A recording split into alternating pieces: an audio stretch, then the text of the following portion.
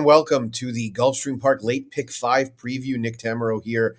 Glad to be joined by a couple of guests to take a look through this Gulfstream Park Late Pick 5. There's a limited amount of action, of course, on Saturday afternoon, but we'll have all of it for you at twinspires.com with some of the cancellations. Good weather guaranteed at Gulfstream Park. Ashley Anderson joining me. Ashley, pleased to have you here. I know you're dealing with your own weather there in Kentucky, but those blue skies in Florida will certainly make you jealous. Definitely jealous. And I know you have much better weather than I have here too, but I can see lots and lots of snow outside. At least the roads are clear, so I can still get out of my home. So I'm happy for that.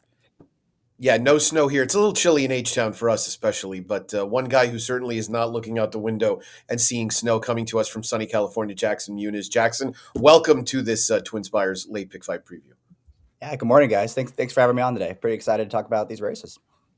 Yeah, fun sequence at Gulfstream. A really good card top to bottom. Obviously, my picks will be on twinspires.com. Have some in-app videos as well. Make sure you've downloaded the Twin Spires app so that you can keep up. So we're going to talk about the late pick 5, but we're actually going to kick it off a couple of races earlier, starting with race 5, the Kitten's Joy. I thought this was a fun race for 3-year-old colts going long on the turf, and one where I wanted to bring up a particular horse. But Jackson, lead us off. What did you make of this Kitten's Joy? Yeah, pretty good race here, and obviously the other return of Turf Star, who comes out of the Breeders' Cup Juvenile Turf. I thought the other two favorites would be pretty tough in here. I think Alpeland is obviously the horse to beat. He's had a couple not ideal trips at Gulfstream Park, especially the race 2 back, where he kind of blew the turn a little bit. He was always wide, made an early move, and got the job done that day over Naughty Nicks, who also returns here. And then he came back in the stakes race and kind of a similar trip in that he was 3 wide again, both turns, made an early move again, and was clearly best that day. So he's one. I'm not going to pick him on top. He's way the horse to beat, in my opinion. I'm going to go back to the well with 1,000 Sticks for Brian Lynch. I really liked him last time in that race, in that allowance race, and he was able to establish the pace that day. And he did have a pretty easy lead, I thought, but that race was just never in doubt. I mean, he kicked away from that field late, like you want to see when you get easy leads like that. I'd much prefer that than you getting an easy lead and you're kind of all out, barely hanging on to win. So I feel like he has a lot more in the tank in this spot. Him being 7-2 in here seems like a pretty fair price, and he's going to be fourthly placed, which is never a bad thing on this turf course. Ashley, I think you had some affinity for one of the horses vanquished by Alpeland last time out, Glorious Boy. Yeah, I like the 4, and I'm taking a little bit of shot here, 8-1. I was looking at the value. I respected 2, but the thing about the 4 was this was a horse that was, showing a late kick, going a mile, so stretching out a little bit longer here, I thought could benefit with that added distance, and looking to just see some improvement off of that effort, even though it was beaten by the 2. And I do think you have to respect the 2. Definitely going to come in with a very strong closing kick as well. But I thought the 4 showed a lot of upside. Every time it's run on the turf has showed a good closing kick. So at the price of 8-1, I'll take a swing. Yeah, worth a try for sure. And I think this is a spot where you can try a price. I have plenty of respect for the favorites. And Jackson alluded to that trip that Alpeland had. To me, it was more so 2 starts back where he just ran a giant race in that one other than. I mean, never got a break, moved early, wide, came back and validated it. He's listed as a new gelding, but he actually was gelded prior to his last start. But obviously a horse with a ton of upside. With that said, I'm going to pick Naughty Nicks in this race. I'm a little bit married to Naughty Nicks. I didn't like the ride that he got 2 starts back in the Dania Beach. And then Jeff Engler brought him back on short rest. He actually ran in the allowance race that Jackson was discussing with 1,000 Sticks. And I thought he got no setup at all. Corey Leonard gave him a very good ride. He saved a lot of ground in there. It ended up putting forth a nice late bid. But this feels like a horse that at a mile and a 16th in an honestly run race, he's really going to get an opportunity to prove whether he's of this caliber. Now, that could all happen, and he still runs second behind horses like Alpeland or Turf Star. I'm willing to accept that, but I want to take a decent price on this horse who I feel like might be better than his running lines indicate. You brought up Turf Star, Jackson. I went back and watched that Breeders' Cup Juvenile Turf. And of course, in that giant group of horses that are going in a big field, you can't really look at every trip, especially from an also ran. This horse ran fine, right? And his 2-year-old form was good. Kind of a projection play in that if you figure he was that good at 2, in all likelihood, he's going to be a little bit better at 3, right? Yeah, of course, and he ran fine in that spot. And again, that's the Breeders' Cup. That's some of the best horses from in the world that you're going to see. I just wonder if this is really just a launching point for him. If you recall, Grand Motion, the same thing with Tescore last year. He ran on the Breeders' Cup undercard at Del Mar, brought him back, I believe, in this race, and he was I think, a well-beaten third or fourth in that spot. So I wonder if this is not really his best game, and he's going to be overbet coming out of the Breeders' Cup. Yeah, it could, definitely, I think, a starting point, given that the money in this division is later in the year and the bigger opportunities, but a good starting point nonetheless, and a fun race in the middle of that card. This caps the early pick 5 as well and is part of a middle pick 5 on the 12-race card. Well, let's dig into this late pick 5 that begins in race number 8 with what I think is a really interesting addition of the Swale. I'm not sure if it's just a 2-horse race, but there are 2 that are going to garner the majority of the support from the public. I'm, of course, talking about the 1 Class President and the 6 Solitude Dude. Ashley, are you on one of those 2, or are you looking elsewhere? I like the 6 Solitude Dude a lot, but I also was looking at the 5 DJ Set Day. And this is a horse that is coming out of a grade 1, the Breeders' Futurity, going longer, went up against Ted Noffey. But when racing shorter distances, is unbeaten at a sprint distance, won the Proud Man at Gulfstream Park.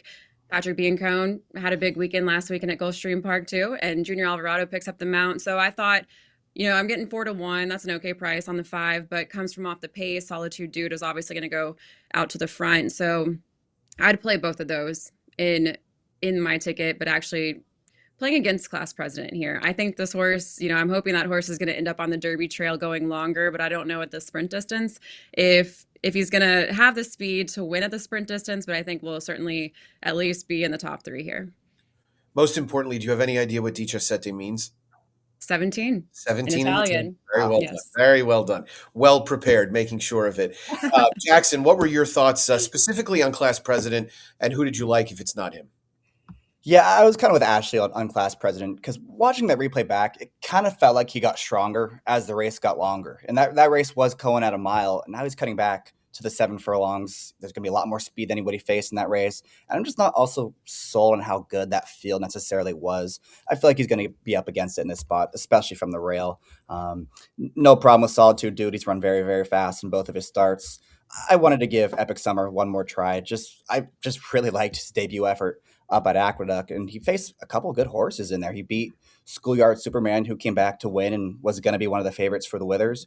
He also beat Nearly, who's going to be favored in the Holy Bull, who we're going to talk about in a little bit. So he beat some good competition that day when he was sprinting. Came back in the Mucho Mancho Man, took a ton of money, and didn't run nearly as well. He set the pace and got a little tired late. I'm hoping maybe that was just the mile got to him. He also missed some time before that race, so maybe that wasn't, it wasn't 100% ready for that spot. Hasn't missed any time since then. A couple works in between races, and there's really not a whole lot of speed outside of Solitude Dude. I think their pace is going to be, average. I don't think they're going to go crazy or anything. So I'm going to give him one more shot to rebound, and I think 5-1 is actually a pretty good price on him. Yeah, I agree. You almost wonder if, in retrospect, Todd Pletcher wishes he may have tried Class President in the Holy Bull, knowing, of course, the unfortunate news about Ted Noffey, that he will not be on the Derby trail. And I agree with you that I thought he looked better as the race went on. I don't know what to make of that field. It was a small field. Prize Pick ran last, came back, did improve his speed figure by 13 points in his next start. Also in there, you had Boss Dylan, who had run this giant race to be second behind Mob on debut. And that race is now not really holding up to scrutiny as time goes by. So I'm very surprised he's shortening this horse up. This is not a move that Todd will use regularly whatsoever. He's usually going to put more distance into horses, especially the ones that finish like this. And it could just be a circumstance where at 7 furlongs on January 31st, Solitude Dude is better than him at that trip on this date. I do think Class President ultimately will end up being the best horse in this race. I just worry that it might be might not be the right spot, right? And who am I to question the decisions of a guy like Todd Pletcher? But it doesn't seem like something he does with any regularity. I agree with both of the horses that you guys mentioned in Epic Summer and Diciassette. They did throw Epic Summer into the deep end of the pool last time out. He was under fire the entire way and ended up ultimately tiring. He doesn't want to go that far. This is a far more reasonable spot. This might even be a horse that's better at 6 than 7, but he'll get a better opportunity, I think, to show what he has in the tank. And Diciassette had a nightmare go of it, I thought, in the Breeders' Futurity. He didn't really have much of a chance. He was a long shot in there anyway, right? So he was going to need to run a big race just to get third. And he didn't have any opportunity to do so with the trip that he ran into along the way. I like the jockey switch to Junior Alvarado off the layoff as well. And it feels like, to me, if there's a little bit of pace and somebody outside one of the 2 favorites wins, it's very likely to be him. I know that's a lot of ifs to get to a 4th choice in a 6-horse field, but that'll kick off the early pick 5. In your early pick 5 play, Jackson, would you be mainly Solitude Dude here as an A and a couple of backups?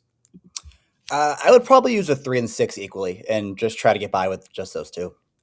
Would you put Dicicete on the same plateau as Solitude Dude, Ashley, or are you willing to take a little swing with the longer price? Honestly, I think I would say the 6 is an A for me, but I thought Dijasete, with that off the pace style, I thought very much could be a good shot here. The thing is, you're going to have early speed potentially from Epic Summer, and I don't know how much that's going to push Solitude Do, but I could also see the 6 just having a loose lead.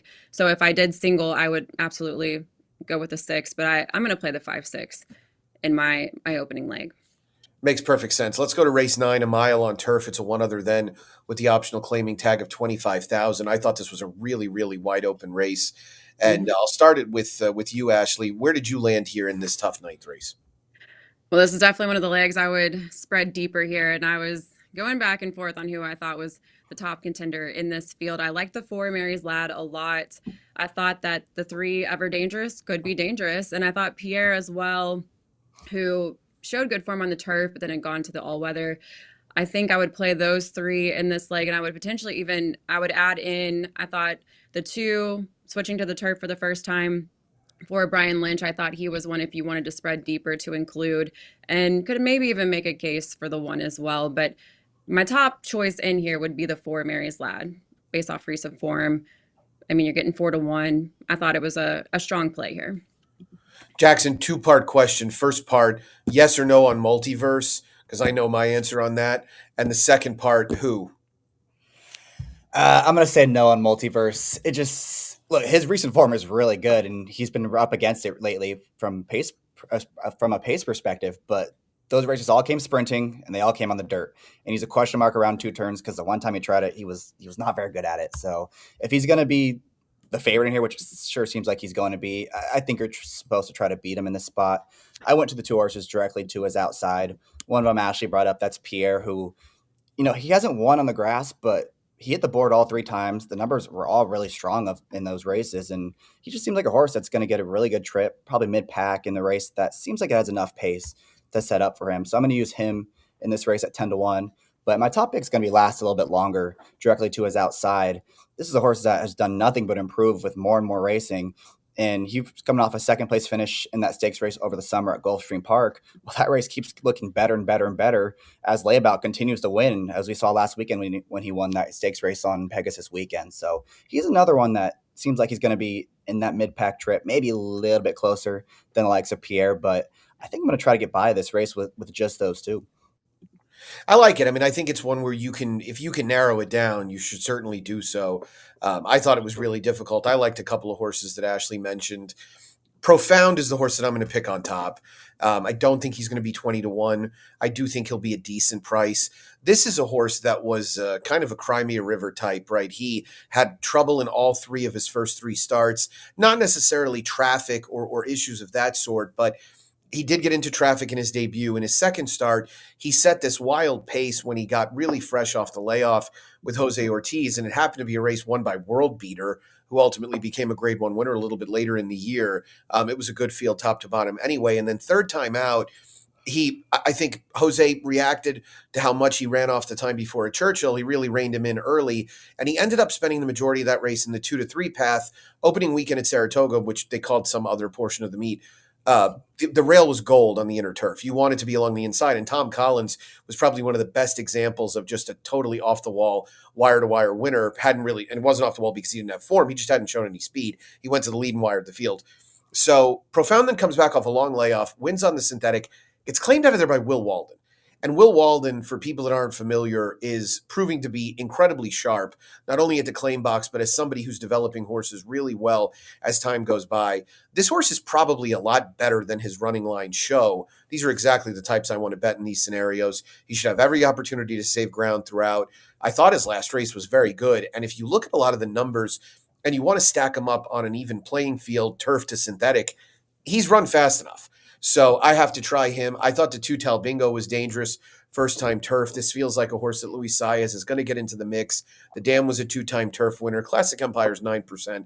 First-time turf. There is a turf winner on the Dam side as well. And I think Ever Dangerous is ever dangerous in here. I respect Marty Drexler a great deal. His barn has heated up of late, couple of winners 2 weeks ago, long on the turf. Overall, synthetic to turf and routes, he's 18% with a 253 ROI. And you go back to a race like his June win at Woodbine last year, I mean, that wins this. He puts that forth, that type of effort again. So I'm going to mainly use the 1, 2, and 3. I like that we've got some differing opinions in here, and I am with you against multiverse. I don't want to bet horses with dirt form on turf. And quite honestly, the way this horse hangs every time on dirt, I have no idea how he's going to get another furlong. So unless there's something that Riley's seen, Practical Joke is a very low end turf stallion. The Dam Never Turf, the one sibling that did, was not victorious. So this is a horse that I want to be against. I want to let you weigh in on that, Ashley. Did you have any affinity for multiverse? Now that I've No, I didn't. I did not, in the same reasons that you're mentioning, but not only with the Dam not producing a turf winner yet, but truthfully, Riley Mott, 2% first on grass, and then dirt to turf, low percentage as well. So I had a lot of reasons to play against this horse, and I'm excited to play against this horse. Yeah, I think it's an important part of the conversation of like a handicapper's toolbox type thing, right? Is this a trainer that wants to get horses to turf, or are they going to turf when they think they're out of options? And I would put Riley in the second category, a lot like his father, who really never whisked horses off to turf all that quickly. They want to give him every opportunity on dirt. And I almost wonder if he feels like after his last start, this horse is not winning a one other than on dirt. So let's try turf and see if maybe we can level the playing field a little bit. He, of course, would stuff me in a locker if he wins this race. I'll lose everything, but we'll see. That's why it's fun to have a good opinion, or at least a strong opinion. Let's go to race 10, the Forward Gal. Kentucky Oaks points on the line here at 7 furlongs. They start the fillies off a little shorter in the progression of races at Gulfstream, and this race is probably filled with what will eventually be more like 8 Bells horses than Kentucky Oaks horses, in my opinion, but a good field nonetheless. Obviously, we start the conversation with On Time Girl, and I'll just begin by saying that I thought her Fern Creek last time out was a really strong effort. She came in off a somewhat disappointing run in the Myrtle Wood, not because she ran poorly, but because I think we expected her at 2-1 to be a little bit better. And I think if Irad had it to do over again, he probably wouldn't have shoved her into the pace so much and let her relax a little bit. She did that in the Fern Creek. Now, she sat off a relatively slow pace that day, but really parlayed it into something nice. And you would imagine Brad Cox is going to have her ready off the short layoff. She's got a steady work tab. We'll get the reports a little bit later and see how those have looked. But I would imagine she'll be pretty tough to beat in here. I think for me, the dangerous horse is the 4 Mythical. And more so because this race is at Gulfstream than anything else. She's run exceptionally well locally. She ran very well at Saratoga last June, but she is lightning fast. She went a crazy pace last time out for a late season 2-year-old filly to stay on with it. Now, of course, there wasn't much running in her late in a Florida Stallion race, but she looked very, very good in there, and I think she's dangerous on the front end. I'm open to any alternatives that are going to offer value because, unfortunately, I was very chalky here. Ashley, what you got? Yeah, I actually, if you watch our Twin Spires jury, I went with Mythical 5-2 over On Time Girl at 9-5. Now, truthfully, in this leg, I was going to play both Brad Cox runners because On Time Girl or Mythical, I think they have to go straight to the front and hold on and wire the field. I was really impressed, like you said, too, with the Fern Creek and On Time Girl. I just think that is going to come out here and run a really good race, but sneaky good is the value for me because this horse is going to come from off the pace more than likely if the horse runs like she did in the Sandpiper. So I decided to just go all Brad Cox in this leg with the 5 and the 6. Jackson, what about Imperatrice and anybody else that you like in here? Yeah, as far as Imperatrice, I wasn't in love with her in this spot. I felt like she got a really easy lead last time and kind of just took advantage of a soft situation. This is a big step up in class for her. She's going to have to prove it to me. I have no problem with On Time Girl. She's way the horse to beat. I will be using her. I'm a little against Mythical in here. And my problem with her is she has run really well in most of her starts, especially last 2. She was also 1-5 in both those races. They came against way softer. And the one time she didn't have everything completely her own way was in that race over at Saratoga in the spinaway, and she was terrible. And this is by far the toughest challenge she's going to have since that race. And she's drawn inside of her main rival in On Time Girl. So I want to make Mythical beat me in the spot. I'm going to go to Music Burst as my top pick drawn on the inside. I really liked her last 2 races. The victory at Churchill Downs, she was able to beat Paradise, who I'm very, very high on Paradise I'm very high on Paradise, who was a filly for Brad Cox. Came back to win at Gulfstream Park, got a strong number that day. She was able to beat that horse at Churchill Downs.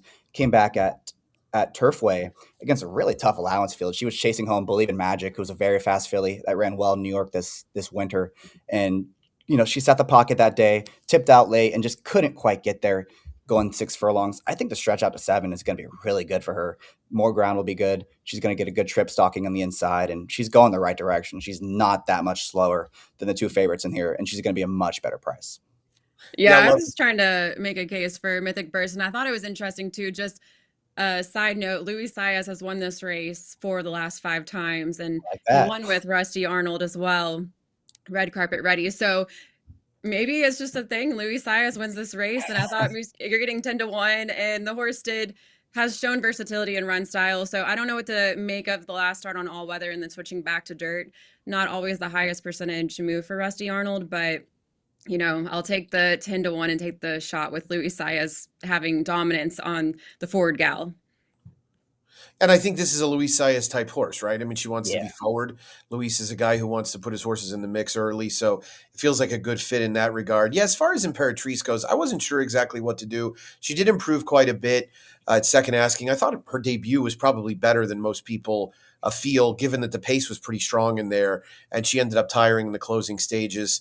Felt like she did put it all together going down to South Florida. Now obviously steps up in competition. Same situation with Class President, where Todd is taking a furlong off of her, but she does draw that perfect outside post to get the Johnny V stalking trip, and what she does early might have more impact on Time Girl than we might originally think, because if Irad is able to put On Time Girl outside of the other speed, that's exactly where he wants to be. And I think Imperatrice wants to try and get to the same spot. And I think they're about as quick as each other, which would make it interesting in that opening furlong to see who tries to go. Maybe if anybody goes with Mythical. So strategically an interesting spot for some of the riders in this forward gal. Let's go on to the first half of the late double. Race 11 is the Sweetest Chant at a mile and a 16th on turf. And it is my understanding, based on what we've seen from the daily racing form, that the 11 Spirit Doll is going to scratch out of here for the second straight time in a stakes race. And last time out in the Ginger Brew, that helped the 8 Sister Troyenne quite a bit.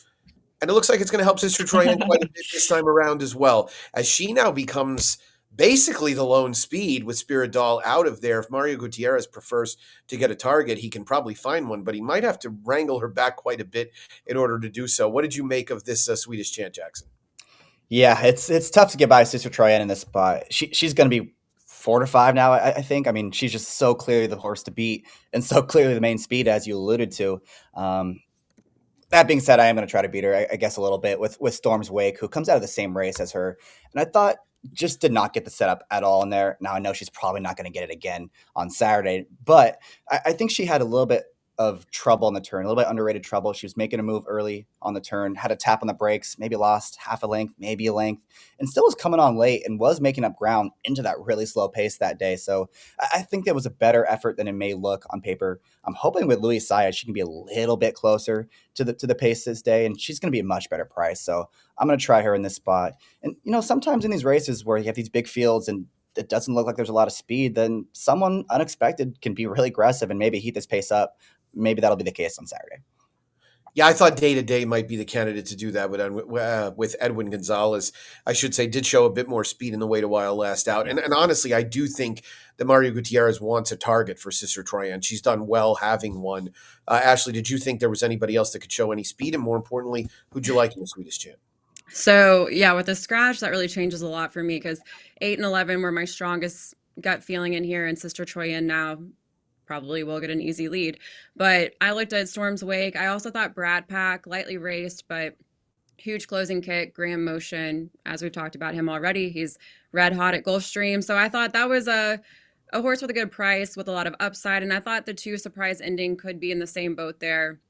Another that, lightly raced, but debut at a mile with an 86% speed figure, rallied late. Tyler Gaffleone and Brendan Walsh always do well together. So if I were to throw in some other horses, it would be the 2, the 3, and I would go to the 6 as well. But it's hard to play against the 8 right now with the scratch at the 11. No, agreed. And worth noting, Brad Pack won a maiden race that included Lion Lake, who's running this afternoon on Friday afternoon at Gulfstream. So keep an eye on that one to maybe get a line on Brad Pack.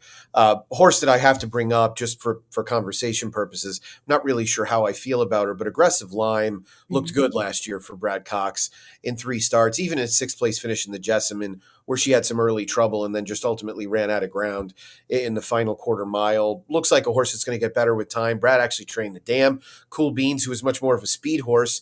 I'm not going to be shocked if Authentic Aggressive Lime shows a little bit more speed in here, especially now with the outside draw. Could at least heat up Sister Troyan a bit. I do think she's going to have to run better than she did in her last start, but these horses with positive moves, positive form as 2-year-olds coming back as 3-year-olds often make some of the better bets that you can have. You're going to actually get a decent price on Brad and Irad, which just doesn't happen much nowadays around these parts. I have kind of kept an eye on Sister Troyan going all the way back to Keeneland because, quite honestly, I mispriced her when she won that 2 Life. I think I made her 7-2, and she won at even money and just absolutely jogged. And I realized at the time that she has a pedigree that I absolutely love. The Damn Dyna Passer was accomplished around 3 turns, and she is a half to both Sadler's Joy and Wolfie's Dyna Ghost. So, I mean, this is a super distance pedigree. And I'll tell you what, Brian Lynch just keeps running her. He even said after the last race, I'm going to give her some time because the money in this division is all later in the year. And bam, she's right back in 4 weeks later. So I've grown to have some affinity for Sister Troyan, who will now be a pretty heavy favorite. Surprise Ending was a bit of a surprise winner on debut. Went off 18-1 off a much shorter morning line. She got a huge pace to run at that day, but I know better than to discount some of these Brendan Walsh horses that look like they're a little bit precocious. So I'm interested to see how Surprise Ending runs. And I think a race where, for pick five purposes, I'd be going narrow on the top end with Sister Troyan and probably looking to back up with a couple of prices, hoping that I can be right in the other legs and get one of those prices into the nightcap. Ashley, how would you approach this from a pick five perspective? Are you going to probably lean on the 8 now? I still want to try to spread deep here because I like some bigger prices. So I do want to include the 3. And what was the price that we're getting on the 2? Oh, I think we're getting an 8-1 on I the 2. think she Yeah. was 8-1 as So well. yeah. So I feel like I want to include them because I'm getting better prices. And I think with them being lightly raced, I haven't had a chance to see them too much, obviously, and they could take a big step forward in this race. But yeah, Sister Troyan, this horse has won 4 or 5 starts. Going to be really, really tough to beat. And I'm glad you brought up Aggressive Lime because that was a horse that I just really struggled with. It's like I want to back the horse, but I don't really see it. And Right. I saw her run at Churchill, and she's a massive, massive filly. But I almost want to see her run on dirt one day. I feel like she's got the potential pedigree to do well on dirt, but I don't know. Right now, she's a turf horse, so I'm Yeah, not including her. I do. I agree with that Aggressive Lime. I'm glad you guys brought her up because she was on the lead on her debut when she won at Kentucky Downs, and now that she has the outside posts in a race that doesn't have a lot of speed, Irad has been a lot more aggressive over the last year or two. I would really expect this horse to be hard sent from the gate. Maybe not make the front, but I think she's going to be right on the hip of Sister Troyan throughout this race. So, as far as the pick five goes, I'll probably use a 6 as a lone A and back up with the 8, Sister Troyan. I want to try to get some separation this leg because if I'm right about the 6, there's just gonna be so much. No one's gonna have the 6 as an A, lone A in this spot. Everyone's gonna have the 8, Sister Troyan. Perfect zig while they zag move. You'll be Yeah. looking for the other Lynch in the Sweetest Chant, which we will certainly see plenty of if that ends up being the case.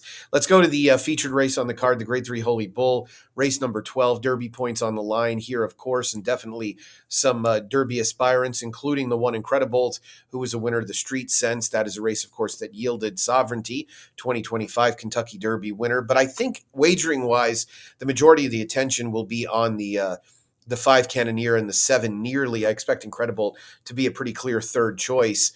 Brian Nadeau, the morning line maker at Gulfstream, and I don't say bad things about morning lines ever. He made Nearly the favorite. I think Cannoneer is going to be favored in here, but he made him 9-5 and 2-1.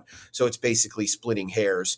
Couple of things worth noting in here. Butane is out. He's a program scratch. I believe Game for It is supposed to be out as well. That really plays into the hands of Cannoneer and makes it seem like he's very likely to get a pretty easy lead. Ashley, I wanted to start with you. As far as Cannoneer goes, we have the pace conversation, which I want you to touch on, and his last race. Are we buying that speed figure? The also rans at this point have not given any indication that it isn't right, but it was big. Yeah, it was a huge number, a 100 brisnet speed figure, won by 7 1/4 lengths, 119 class rating. Going 7 furlongs at Churchill, I feel like so many people at Churchill, when he ran that race, they were on the simulcast. There's a few that have been big on this horse for a while. The speed, he's the lone speed, it looks like now in this race. So he's a single for me, but I do worry because we've seen this happen before with Brad Cox. These horses that run these big figures, they win by open lengths in a maiden race, and then they don't run back to it the next time. But I don't think that's going to be the case with Cannoneer. So I'm putting all my faith in singling in the final leg with the 5. Yeah, Jackson, I wanted to ask you, a lot of times with horses like this, big numbers are a result of something circumstantial that may not present itself, but it wasn't like the pace was slow, right? It wasn't like there was some big bias. It was a very fair track that day. If anything, you probably wanted to be a little bit off the rail. I don't think there are a lot of holes to poke in that last race, and I kind of gave up looking through it and felt like he was going to wire this field. Yeah, I guess the one hole you could say, or the one hole you could poke would say that he just got an easy lead that day. But isn't he supposed to get an easy lead again on Saturday? I mean, Yeah. it's really supposed to fall into his lap in this spot, especially when you're comparing him to Nearly. And I'm just, Nick, you do a lot more speed freak work than I do. It's just tough for me to trust the number on Nearly in that race. It was a 4-horse field. There was only 2 dirt races that day. There's just no data. No one's run back out of that race. So I really wasn't sure what to make of that number. Do you have any more insight than I would? It's a number that you're supposed to be very suspicious of. I agree. Making speed figures at Gulfstream is particularly difficult because they only run about 30% of their races on dirt. And the fact that that pace was slow definitely aided the final time, and that's why they came home so quickly. So yeah, I agree. I mean, I'm buying the number on Cannoneer 8 days a week in comparison to the number on Nearly. Okay. Yeah, I'm in agreement with you. And even though I just made the case against the horse that ran a Gulfstream, I'm going to make a case for Global Aviator, who did basically the same thing. He ran on a day that there was only 2 other dirt races, and that was also a race there was all first-time starters. So I'm sure that number was very, very fun to make when he broke his maiden that day. But he did not break very well, and the pace was slow, and he made this huge move on the turn around the turn to get up into contention, stuck his head in front, turning for home, and was able to hold off the late charge or the re-rally of Arrival that day. And there are run backs out of that race. There's been 3 horses to run out of there. All 3 of them improved by at least 14 points. So maybe that's a number that's a little too low. And in that scenario, then you're really supposed to upgrade this horse, who this has probably been the target ever since that debut win. I was able to watch his most recent work 2 back on the 17th. He looks really, really good in the mornings. I think he's training really well. This is a lot on his plate. Step up into stakes company, step up to 2 turns for the first time. But I think this horse has a ton of talent, and I'm really curious to see how he runs on Saturday. Yeah, he might be the horse to tab going forward as far as this being a lot, as you said, a lot on his plate. And it is a big jump up, not only in competition, but in distance. But if he runs a solid race, he might be the one that you're sort of targeting for the Fountain of Youth, given that it'll be and now in 4 more weeks and give him an opportunity to really get some experience at this level. You almost wonder if Rohan Crichton contemplated the allowance race that nearly ended up winning to try and get him one more start before he went right into Graded Stakes Company. But I agree. I mean, a lot of his numbers look like he fits with this field. And again, the trip was less than ideal by far. I didn't want to get out of here without at least talking about Incredible, because I do think if you told me at this point who in this field is the likeliest winner of the Kentucky Derby, I'd go with Incredible, because he's a winner around 2 turns. He looks like he's definitely bred to go this long. I could just see Riley Mott using this as a jumping off point and really waiting for this horse to come to hand a little bit more. I watched his workout last time. He shredded his workmate. He was supposed to. Looks like a horse that obviously distance is always going to be his friend.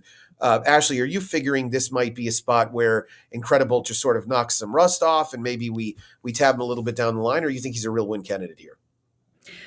I went back and forth on that on Incredible. If I were to play one other horse, I would play Incredible and try to play against Nearly in this leg. But he is the only horse that has faced Graded Stakes Company, and he has that Grade 3 win, has the 2-turn experience. It's a good question. Is Riley Mott, I had my theory that Sovereignty last year with Bill Mott, when he was in the Florida Derby, wasn't necessarily looking to win that race. And is Incredible here, is he trying to get this win, or is it just to get him more experience here in the Holy Bull? I mean, I don't know what to make of Incredible. I was a little skeptical on a few things, but he has a great closing kick. I just really wanted to try to play against him and, just go all in on Cannoneer. Jackson, how much did your opinion on Incredible change with those scratches? Because obviously, if Butane was in this field, we'd like Incredible a lot more. Yeah, he's going to be up against it from a pace perspective. There's no doubt about that. He's going to drop out the back and make his one run. I'm going to take a wait and see approach with him. I'm not completely sold on the street sense as a whole. Just the field of that race, the runbacks have been okay. The pace kind of fell apart, and I think you can kind of make a case that Universe may have run the best race in there. Universe hasn't exactly lit the world on fire coming out of that race, so I want to make him beat me in this spot. Won't be surprised at all if he takes steps forward, moving down the line and turns into a Derby horse though. Yeah, I mean, horses like Universe and Incredible are always going to be at the mercy of the pace, and obviously Universe got no setup whatsoever in the Smarty Jones. We'll see where how he performs in his next start. But I agree, there's too many question marks with Incredible for me to get too excited about him. I think we're all sort of in agreement that Cannoneer is very likely to win this race on the front end, if not Global Aviator, Jackson's long shot there. Well, that is a look at the late pick five on this Saturday afternoon at Gulfstream, which we're very excited about. Of course, we've got a couple of promotions to bring up, one of which is the most important one, the $10,000 win ladder on Saturday afternoon. It will be at Gulfstream Park, and the $10,000 win ladder has prize pool tiers. Players with 3 wins split to $1,500 tier, 4 wins split to $1,500 and the $3,000 tier, 5 or more wins split the full $5,500 prize pool. If you make 3 winning win wagers, you qualify to split a $1,500 prize pool. Again, 4 gets you to $3,000 and 5 gets you to $5,500. That, of course, is available at twinspires.com. We also have a $600 Tampa Bay Downs Kentucky Derby Betting Challenge qualifier, and we can turn it into Beat Jackson in that contest. He's probably going to play. Get an opportunity to do that, of course, on the Tampa Bay program. They've got a really good card with the Tampa Bay and the Endeavor slated to go on Saturday afternoon at Tampa. Well, thanks, guys, for joining me on this, Jackson. A lot of fun. Glad to have you on board at Twin Spires. Play along in that contest. Everybody's going to be targeting you. Yeah, bring it on. Bring it on. I'm ready. I know exactly what I'm doing on Saturday. I can't wait. And Ashley, we'll be looking forward to rewind it with you a little bit next week. Good luck this weekend. Yeah, same to you. For Ashley and Jackson and everybody at Twin Spires, Nick Tammaro here. Until next time, best of luck.